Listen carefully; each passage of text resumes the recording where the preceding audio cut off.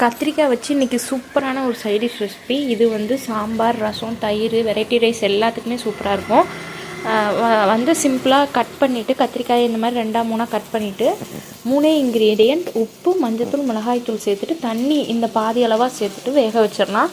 இது நல்லா ஸ்மாஷி கன்சிஸ்டன்சிக்கு வெந்ததுக்கு அப்புறமா அதை அப்படியே எடுத்து தோசைக்கல்லில் எண்ணெய் சேர்த்து இது எல்லாத்தையுமே நம்ம போட்டு விட்டுலாம். தண்ணி இல்லாமல் போட்டுருங்க.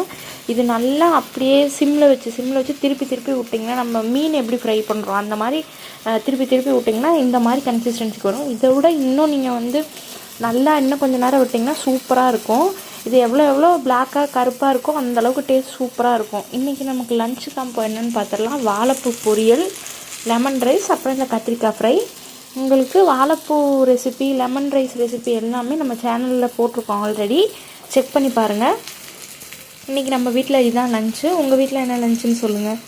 மறக்காமல் நம்ம சேனலை சப்ஸ்கிரைப் பண்ணிடுங்க. பாய்.